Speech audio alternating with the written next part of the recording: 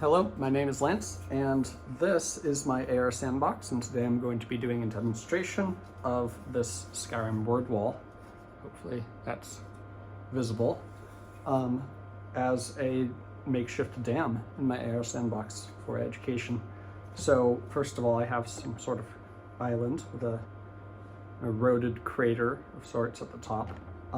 Maybe it was an eruption in times past, or a landslide that carved this out. Doesn't really matter for this. So we're going to put that there, and I'm going to attempt to shape the terrain around it, which the sand could probably use a little bit more real water, so that it holds a little. Actually, that's pretty good. So, okay, now that we have that in there, I'm just gonna hold my hand up here. We're just going to begin to generate water that will start flowing from the top into, and you can see it on my hand, which, because it's above the highest point that the terrain can be recognized as, it recognizes that this is my hand. I'm trying to generate water. So now we have quite a lot of water in there. Now this is a good opportunity to talk about parallax and maybe some opportunities for improvement in this program, or the calibration of it. So you might notice that the water is a little bit shifted in this direction, and it's a little bit like, it should probably be from like here to here, like here to here, but instead it's shifted a little bit in this direction. And the reason for that is twofold. One, there's probably, this could be recalibrated, and I'll show in a second what that would look like. The other is parallax, which is the Kinect, which is the sensor. It's an array depth sensor. It is mounted, let's cover up that little bare spot. It's mounted directly above the sandbox, whereas the projector obviously can't take up the exact same space, unfortunately. So it has to be mounted a little bit to the side. So the Kinect is mounted like this, just pointing straight down, and the projector is mounted a little bit to the side, projecting it at an angle in this direction. Hopefully that's clear.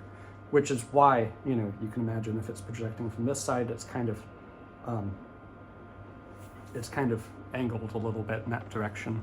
And the reason for that is that right now it is, it would probably have a lot less parallax at this sea level, whereas it is difficult to focus something because you have to choose a point to focus it at. And if it is, you know, the parallax is 0 here, then there is going to be the greatest parallax up here. So you have to make a choice between, you know, it being right on at the top or at sea level. And most things are not quite, you know, so high as this. So it's perfectly functional, but there could probably be some software adjustment to improve upon that by someone with skills greater than mine. So now that we have our alpine reservoir, I'm going to release that. So as I remove that, you can see it will reevaluate the topography, and then as it realizes that there's no longer an object there, it will allow the water to flow out. And this could be more of a river that will actually let it drain. So there's a couple options, and this is another great opportunity for a student to improve upon this. And it's very wonderful because this software, which was developed by a professor at UC Davis, it's a very cool, phenomenal project, entirely open source. So for instance, I have on my computer right now, like 100 or so text files. And when I messed with the height color map, I just opened one of those files and I had to decode its contents, which was straightforward in that case, because, you know, on one side it was a series of depths, like -40, -30, all the way to like +40. And the right 3 columns were RGB values. So like, you know, 0 to 255.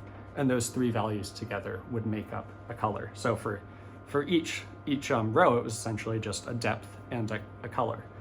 So a programming student could go into there and have a lot of freedom to change things to better suit whatever they're trying to accomplish.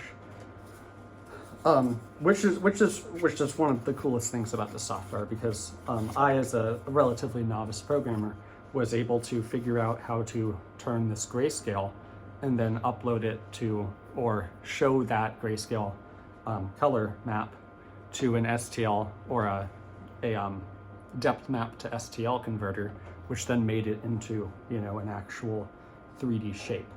I'm sure a more dedicated programmer could do really, really cool stuff with that. Right now, the fluid simulation is, I mean, it's pretty advanced. It's a lot of processing that it's doing. It has a couple options, which are, I believe, speed and attenuation. Speed would be a good one to change probably for a lot of these simulations, because the entire reservoir draining in some sort of catastrophic, you know, event probably isn't the most realistic thing. So being able to slow that down to more accurately reflect like water flowing in the real world, versus water flowing at, like, you know, the scale of the sandbox. Obviously, if this is a huge mountain, water isn't going to make it from here to here in a matter of seconds. And then attenuation would be like, as it flows, how much does the water drain? And I think that would be a very, very cool thing for a student to experiment with.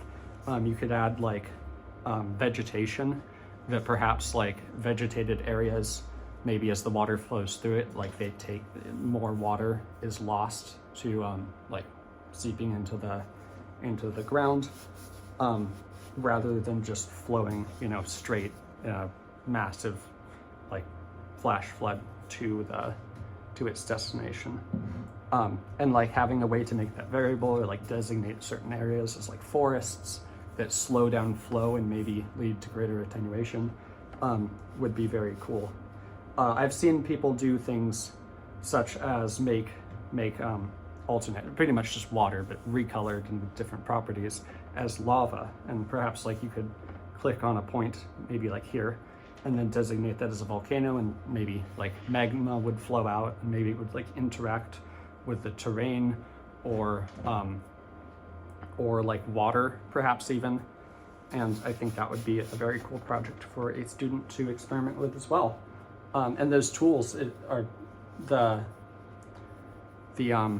work that the professor that designed this has done is very well documented, such that someone could go with the right expertise and make a lot of those changes and adjustments to really make something cool.